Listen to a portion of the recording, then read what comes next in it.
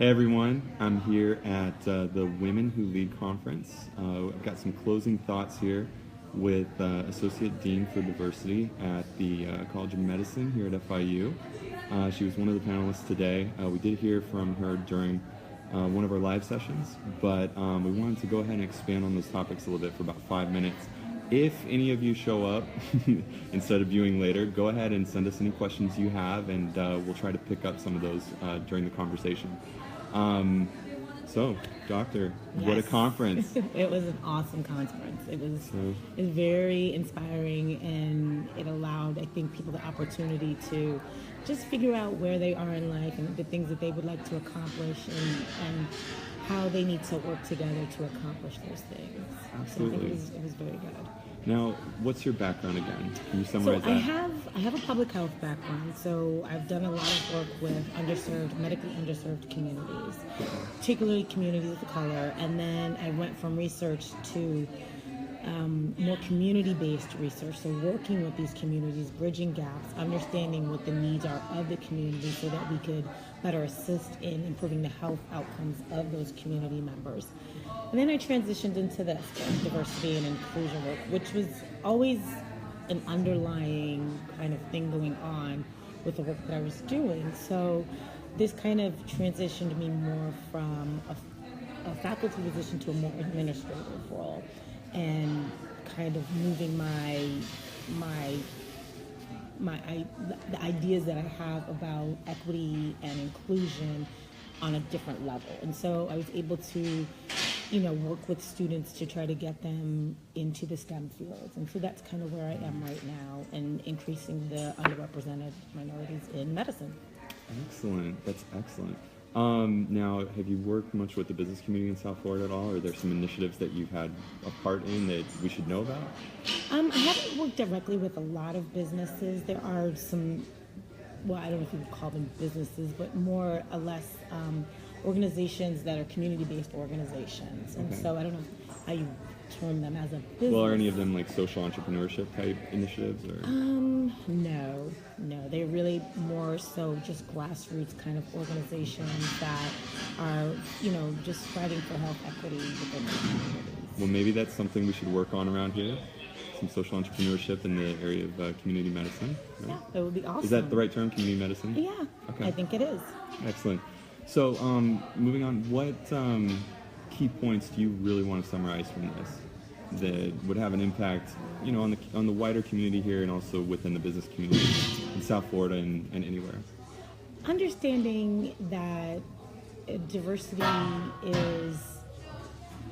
is important, right? We need to have an understanding that diversity does not hurt the bottom line, that it does nothing but help everything and advances a company's agenda, right? And so we all have an agenda that we're working on to achieve. And so the more diverse ideas that come to the table, the more successful we're going to be. And this brought about the idea of how you can create collaborations and allies to help you along the way. And that, you provide support for the people that are around you to help grow those relationships and move them forward. And we have to understand that even though it might not be my strength, I should be able to find someone that has that strength so that we can partner and work together to develop whatever it is that we need to develop. And I think here we talked about how women bring a certain level of just different ideas and curiosity to whatever it is that we embark upon to achieve our goals. And that's because a lot of times we weren't allowed in the past to gain entree into a lot of areas. And so now that we're there, we're like, oh, I can do anything because they've never seen someone like me here before. So whatever I'm thinking of is new and outside of the box. So, we all have unique traits that we bring to the table. And if everyone around the table looks the same or sounds the same, we're missing out on a lot of advancements. Absolutely. Well, and going to a marketing perspective, I mean, the more diverse your workforce, yes.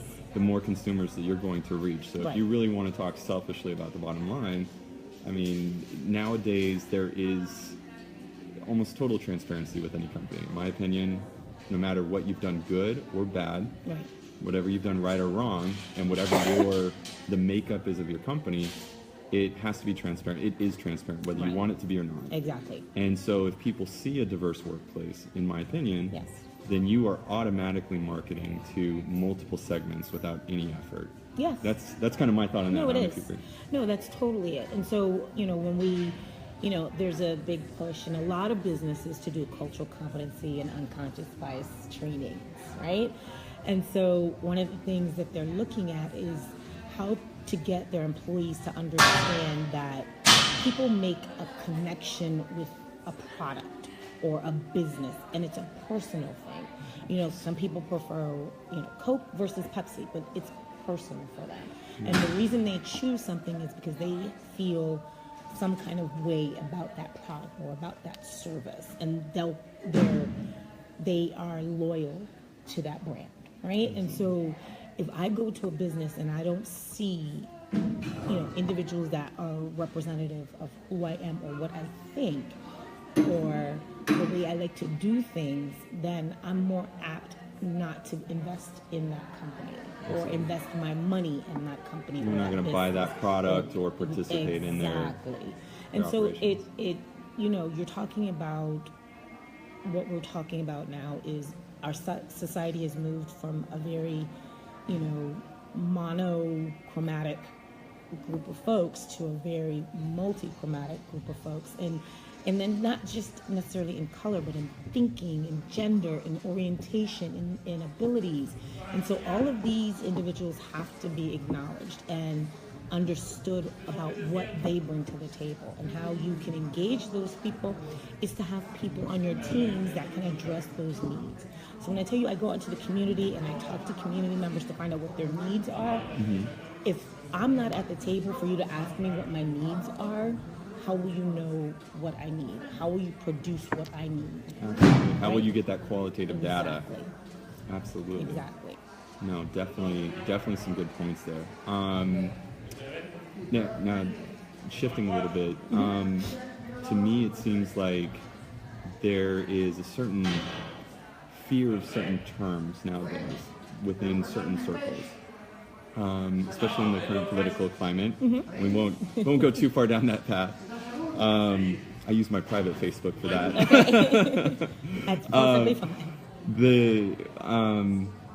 Some of the words that we're used today, like intersectionality. Yes. First off, I think I'll make a point here. When we talk about feminism or diversity, whether it's in the workplace or in the community, not everyone's experience is the same. And, even if you're looking at it purely from a business perspective, just like the doctor said, you want to gain the experience of those individuals because those are the people you're trying to reach and talk to, whether it's for the community's sake or whether it's for your business and your product. Anyway, one of the things about feminism and intersectionality is, did I pronounce it right? Yes, intersectionality, yeah, that's it. Is that, well, how about you explain it? So intersectionality is the idea that, and the best example is to just give myself. So wait. Why is this important? Why do we need to know what feminism and intersectionality is? And again, let's try and relate it to the business community. Why is that important for a diverse workplace or for our marketing or whatever? Right. Why is it important to know these things and these terms and be familiar with it at least? So let's start with intersectionality, understanding that we are not a monolithic being, right? I am a woman. Yes, I'm a woman. There it is. But I'm also a Black woman, right? I am heterosexual Black woman, right? So all of those three things converge. And at any one time, any one of them can take over what passion I have. So maybe today I'm fighting for women's causes, and that crosses all the boundaries. Maybe I am in support of, and I'm an ally to LGBT causes. Or maybe I am literally talking about Black Lives Matter. It just depends on what, my passion is for the moment. But they all converge into this one being of who I am. And so all of these things are a passion that have to be addressed at some point or another. And from the business perspective, all women are not the same. right? So my experience, my lived experience as a Black woman is very different from a woman that might have grown up in the suburbs who is a Caucasian woman. And so our lived experiences are very different. Just because we have the same anatomy and the biological makeup does not mean that we have the same wants, needs, and desires. And so what might work for her might not work for me in the area of, hair care products, in the area of, deodorant. I don't know. It could be just something as simple as I have a preference for wide leg pants and she might have a preference for straight leg pants. We are so different in our ideas of what we as women like, what we want to buy. Every woman will tell you they have a preference for something, right? And so we have to address that. All pants cannot be a size 8. That's very because true. every woman is not a size 8, right? And so that's why they have the range of sizes. And so the idea that, we are not these monolithic beings and that, one size does not fit us all. And we have to acknowledge that these differences bring about the diversity that makes up who we are. And we are diverse in and of ourselves, and then we're surrounded by diverse individuals as well. And so I think the business world needs to understand that, I don't like, fruity smelling shampoo. I just don't like it, right? So don't try to sell me fruity smelling shampoo. But if you make other fragrances, I might buy those. But if you just have that one, I wouldn't buy it, right? So you have to understand who your target population is. And to understand who your target population, you have to understand how all of these things converge into one being. Yeah. And even if you can't, in my opinion, even if you can't meet the needs of every single individual, you at least show some awareness Yes. of that individuality Exactly. and that experience. Someone today, I don't know if it was you or it was Amani that talked about the ad. You were going to talk about the ad that we saw on the side of the road. No. We already got that down. Okay, We had our laugh / issue with that. No, actually, I just want to bring up that someone pointed out, for instance, speaking to the LGBT community, that the vast difference in experience between someone who is an LGBT, billionaire, the experience for, I personally kind of think of Martine Rothblatt. Mm-hmm. I kind of think of her as a, kind of a businesswoman to look up to, very, very interesting person, in my opinion. But again, her experience or some of the other celebrities and what they went through in their transitions are going to be vastly different Yes. from a poor Black woman in the transgender community, and what kind of access to resources they have, what kind of job prospects they have, what kind of entrepreneurship that they're going to be able to participate in.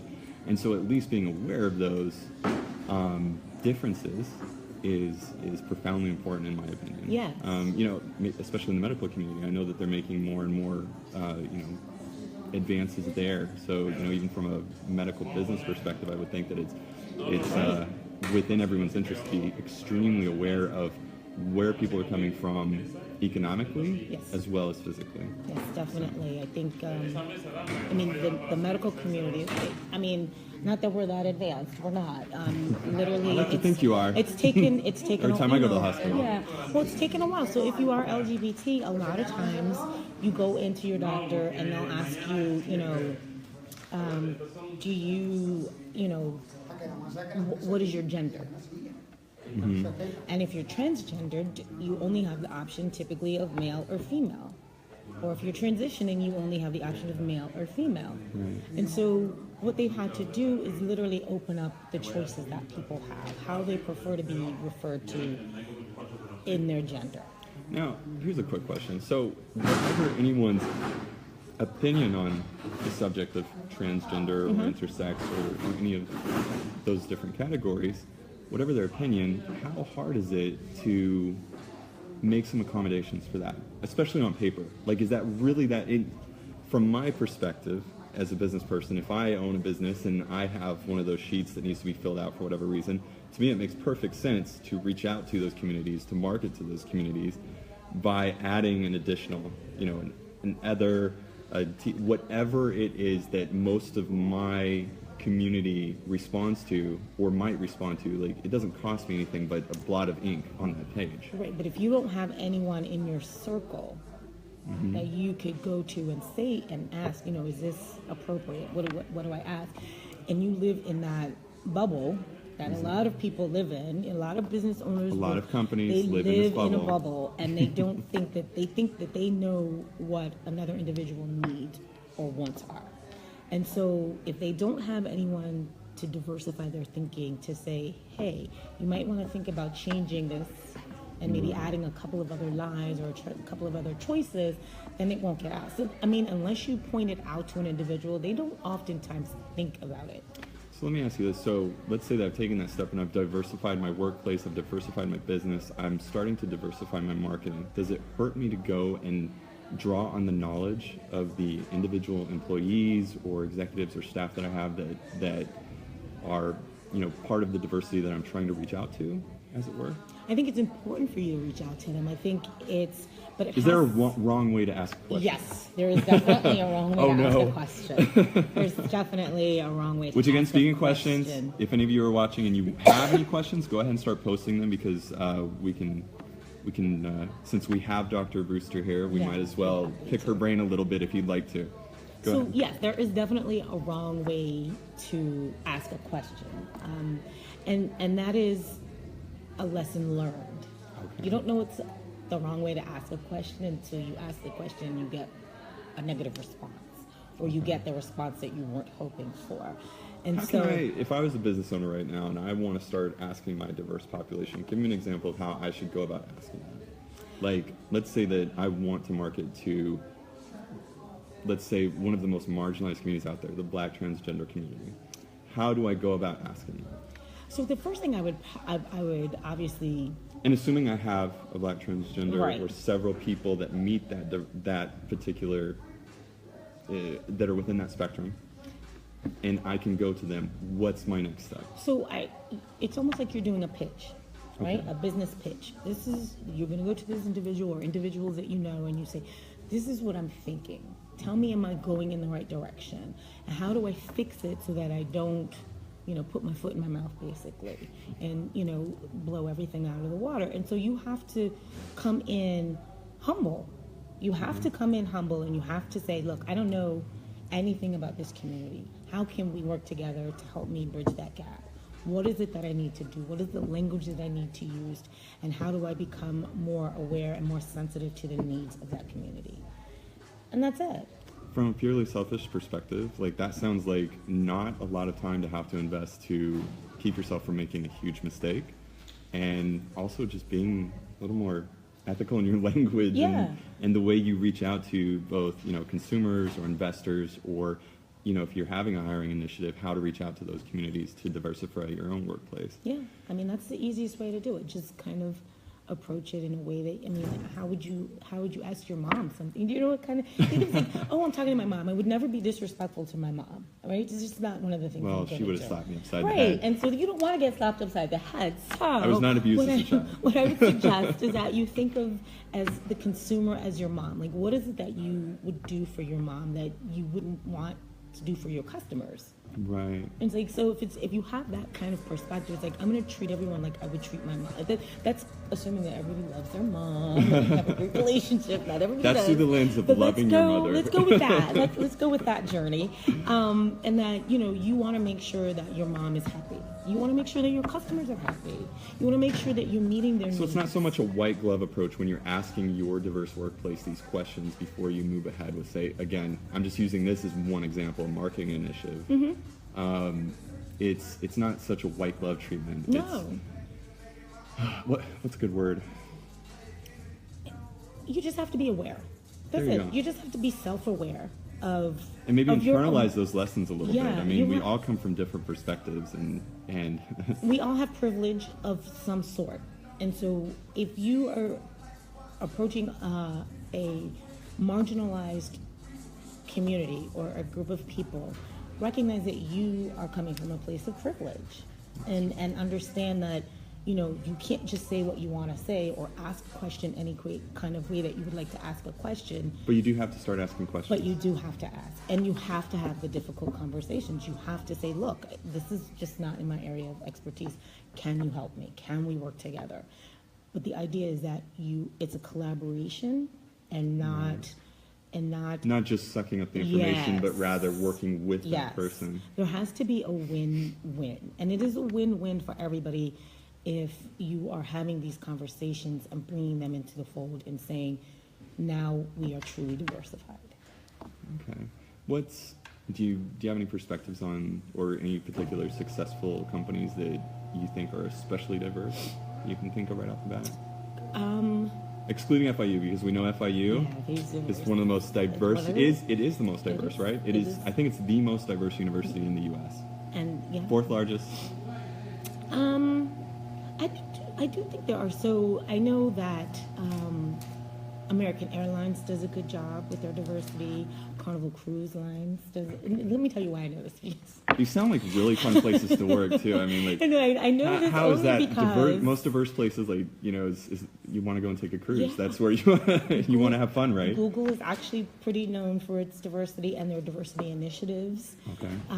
So in the line of work that I do, it's like kind of my job to look at best practices across industries, not just in medicine, but across industries, because diversity is an issue that crosses everything, right? And so health field, business, social work, whatever it is that you're doing, you're always going to come into an arena where you're talking about diversity and diversity issues. And so best practices can be applied in any industry.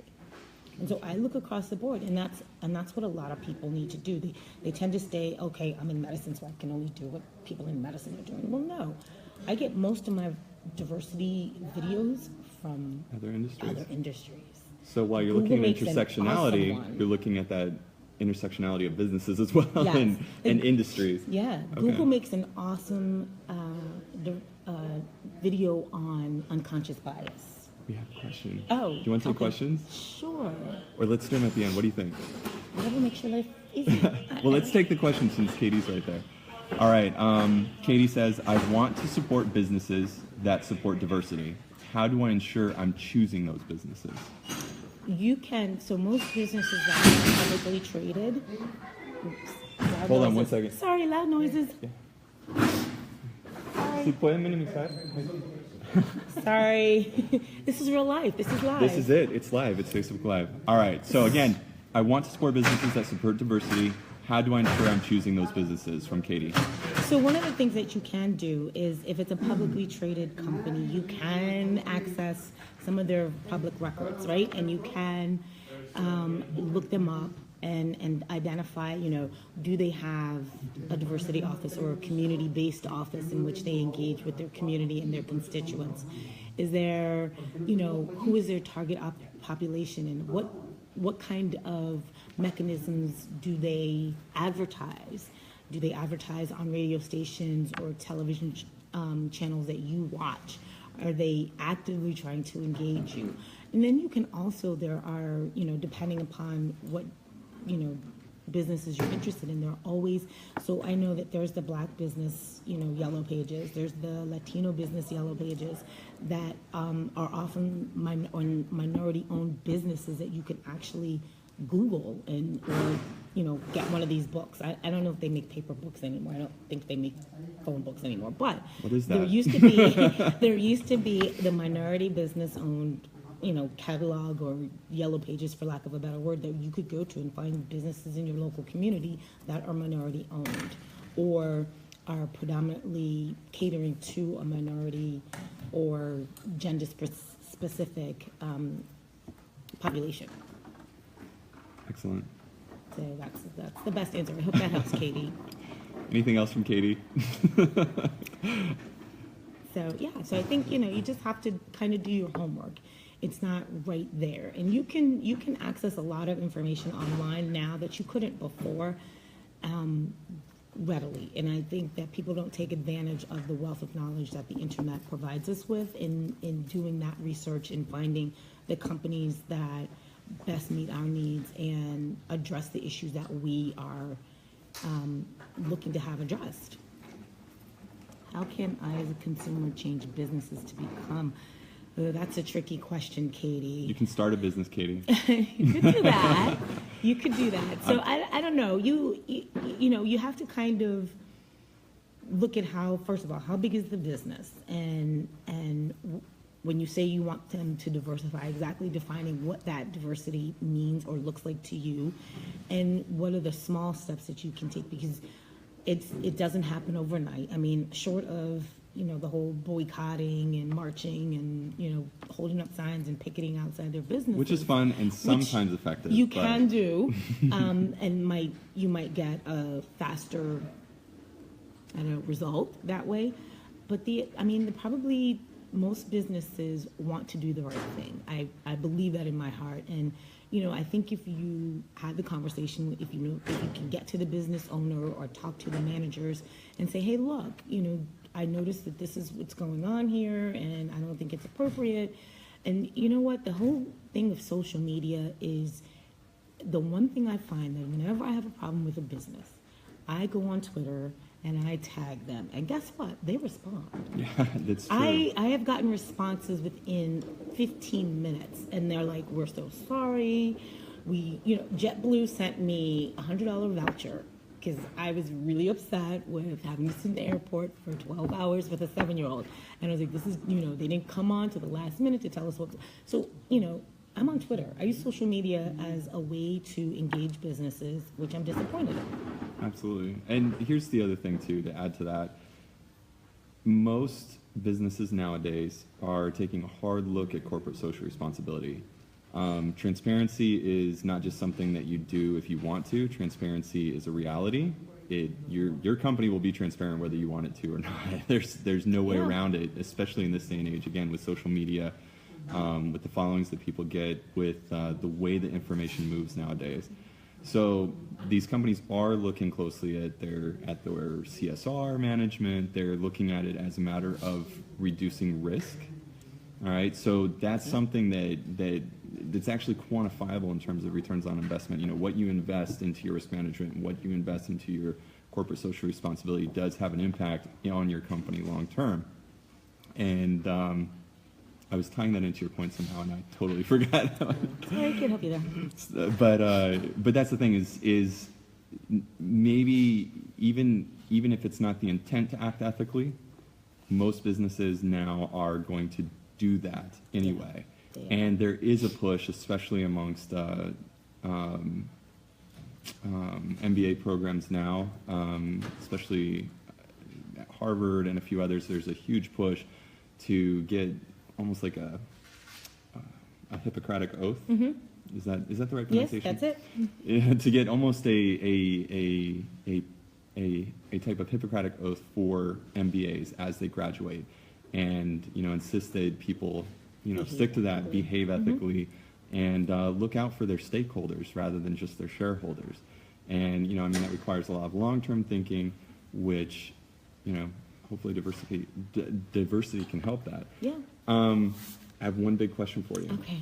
I'm ready. Are you ready for this big question? I think so. I don't know. So, and I asked this as the father of 3 little girls.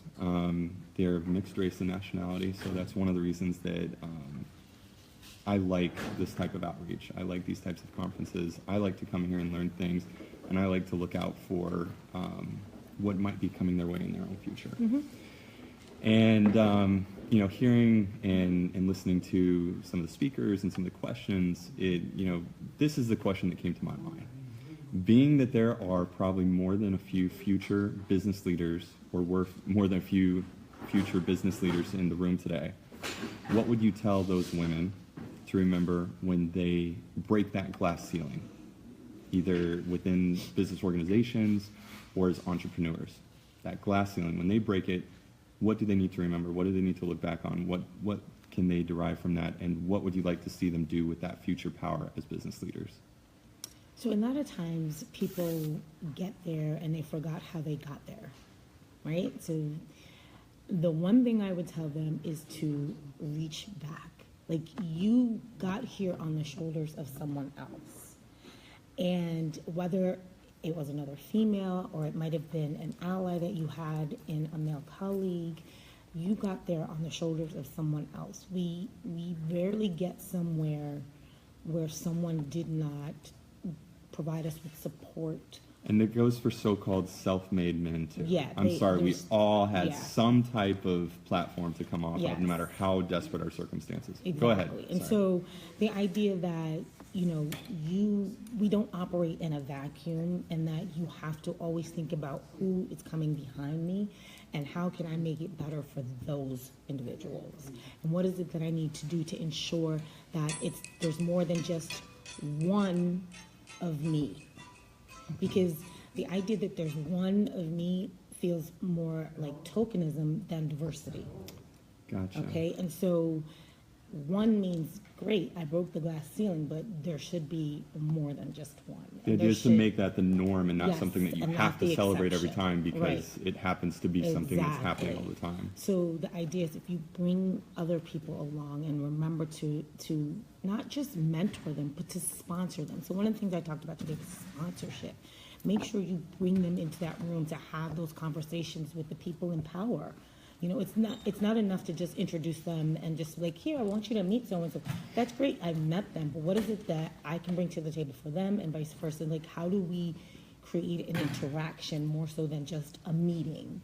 And understanding that, you know, as I've gotten to this level, I want to make sure it's a little easier and a little less difficult to get here, right? And so, you know, the idea is that you are Make always sure that looking you back. keep that path paved You for the have people to coming keep it. behind you. And like, you know, it's like it started as a dirt road, now there's some pavement, now we've got a gold brick road, so let's keep it moving. Where else do we need to expand, and how do we need to expand? And it might not just be, you know, women that look like me. It has to be a diversity of women, because as I said, we are not a monolithic being. And so the more people that you can bring and sponsor and mentor into the fold, the easier your job gets. I like to surround myself with people that I feel are competent, and I don't want to micromanage them. And I want to know that, you know, I've set them up so that they can pave the way for others. And it's not about me anymore. It's about them and them making a way. So I'm constantly encouraging women that are coming behind me and saying, hey, what are you doing to better yourself? You know, so like I have employees and I'm like, what conferences have you signed up for next year? What are they? Why are you doing them? What's the purpose? So just encouraging them to pursue. Are you going back to school? If not, what is the end game for you? Have those kinds of conversations with young women now, so that they can see it's not just the here and now that they need to worry about, it's long term. And if they can plot and figure out what their future is going to be and make those plans ahead of time rather than waiting until, oh, I'm graduating, now what? Because a lot of people get into that situation. It's like, oh, I gotta find a job. Was that what you really wanted to do? Or had you thought about it, would you have wanted to do something else? So, you know, having these conversations early on when they're fresh. And I think what I think is a bad deal for everybody is to pick a major at 17 or 18. Like, this is what you should do for the rest of your life. I changed majors 4 times in college. 4 times before I was like, oh, I finally found something I want to do. It's very diverse. And so, you know, by the time I got there, it's my senior year, and I'm like scrambling, trying to get everything together. And so, you know, I was like, well, I think I'm going to be here for an extra semester. But if someone had come and said, you know, what is it that you want to do? What are the things that you're passionate about? What are the things that, you know, get you going? No one had ever had that conversation with me. And so we need to have those conversations early on in people's lives, and they have to be outside of the realm of, oh, you should be a doctor, you should be a lawyer, you should be, you know, maybe my kid wants to grow up and design Legos. Great. So a great way to give back is basically through sponsorship and mentorship. And I think that we see that a lot in studies on leadership. Yeah. Far off the camera. Studies in leadership in general. Hashtag mentorship and sponsorship and FIU and women and all that. Whatever hashtags you want to put on that. Yeah, those are good ones. But yeah, I think, you know, people need to remember, it's like we've arrived at a place not by ourselves. And we have to be thankful for the people that came ahead of us. And we also have to be thankful for the people that are behind us, kind of pushing us. Because, That too. when I get there, at some point, they're going to push me out of the way. I'm getting old. It's okay. I'm okay with that. We'll have to face our irrelevance someday. At some point, and that's a good thing. But as long as I have a group of people behind me that I feel like I supported and I helped groom and grow and help make a difference in their careers, then I'm happy. It's like an extension of your own legacy. I mean, I definitely see that with my daughters too. I mean, a lot of what I do is for them and about them, and I don't see why we can't do that for more people behind us. I agree, 100%.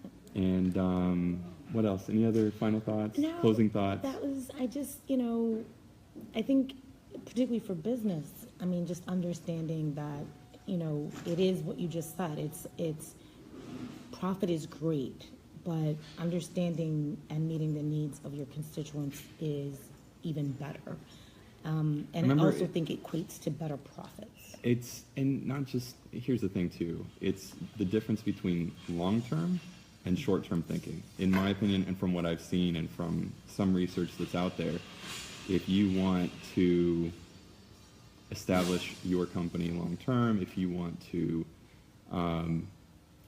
see growth over an extended period of time rather than just each quarter. Yep. Those numbers look great for a while, but where are you going with that? Oh, we have one more question. So you've broken the glass ceiling and you can mentor someone underneath you, but how do you ensure your legacy becomes part of the culture of the entire business you're leaving? Ooh, that's a big one. That is a big one. Can you speak to that? Wow. So you know what, the thing that I think of it as, so the College of Medicine is a business. It is, every school is a business in the end game. And just to throw this out there for it, because I am supposed to be doing this in part for the MBA programs at FIU. A lot of our faculty here aren't just deans of their own schools, they also have MBAs. In fact, I can't remember her name right now. There's a lot of doctors that have MBAs. There you go. So because they have to run a practice, and they need to understand how to run their practice and not lose their money. So where were you going with your thought? I'm sorry. So the idea is that, we are a business. So every school is a business, and they are they want to make money. And so in that process, in developing something like my office and leaving a legacy for my office, in which medicine has not been the most diverse fields as far as underrepresented in the field. So the thing that I've done is I have made sure I've written grants. I've made sure that, the students that I have worked with, I have impacted on a very positive level in any way that, and I have students that graduated in 2013 that I'm still in contact with, but I still am like, all right, so what are we doing now? You're now, finishing up your residency. Where are you going? Who are you reaching back for? So staying in contact and making sure that you're creating ways for people to, not just when they leave, but to stay engaged. And so with that business in mind, I'm saying, all right, so I'm creating something while I'm here, and then I'm dispersing people into the community at large. And how am I staying engaged with those entities? And so you want to create as many leaders as possible. Yes. You're not just talking about mentoring one person, but a whole range of people. Yes. Probably a diverse crowd. Yes, and dispersing them into the community, infiltrating. No, I'm just playing. Or to Katie's question, dispersing them into that business. Yes. And the way businesses are run now, a lot of people don't stay in one, especially with the larger tech companies. Alumni move around a lot, and they're encouraged to move around. So any mentorship that has an impact on someone is going to be spread around to some of these other places. Yeah. Sounds like an ethical... Sort of, Katie, sort of. Katie says, sounds like an ethical pyramid scheme. It is sort of like that. And so the thing is, people tend to stay in their one area, right? And so it's like, I know this about business, or I know this about medicine. But if they started to think about it as a way to cross-pollinate, so to speak, for lack of a better word, and start reaching out to other folks in other areas, you don't know who's there that you can groom, that you can work with, that you can collaborate on. Someone that is like-minded or has the same agenda that you have to ensure, greater diversity in the workplace or better outcomes in, better profit margins, everything. So, We're scheming to make the world more diverse. Well, We're scheming to make it more ethical. And I want people to understand that it's not just, people think of diversity in one way, and it's like, remember, diversity is also about thought. And so you want to talk to those people, from the people that, empty your trash to the people that are the CEOs. It's like you have to have those conversations. A lot of times, people don't speak to the people that clean their offices, and it just drives me insane. To throw a big business word out there, innovation. Yeah. If you want to encourage innovation in your company, well, the more diverse a company you have, the more diverse thought that you have there, the more diverse diversity of ideas that you have that can be applied to a whole series of things, whether it's tech or medicine or video games. Yep. And then you also have all those experiences to draw on as you're developing and innovating. Yeah. So, I mean, it's that's another thing. You want to come up with the next big thing or next series of big things. Well, diversity is a good place to start to make sure that you have. I'm trying to think here. The most robust innovation innovation programs that you can possibly have within your company. That's it. Is that it? That's it. Did we cover everything? I think we did. Are we good? I think they want to kick us out of here. Yeah. They've been very patient with us. Just a little. We went over our time. Yes, we did. Thank you, guys. All right. Thank you, everyone. Again, FIU is the best school ever. I'm in the executive MBA program here. I'm also a security risk management consultant for Latin America. And Dr. Cheryl Brewster is the Associate Dean for Diversity at the Herbert Wertheim College of Medicine. Herbert Wertheim. I always say College of Medicine for short. Yeah, you could do that too. All right. So again, this is the Women Who Lead Conference. There's also another one tomorrow at the BBC campus. That's Biscayne Bay campus at FIU. Hashtag FIU WWL if you want to follow along. All right. Good night, everyone. Thank you. No, thank you. How do I stop this?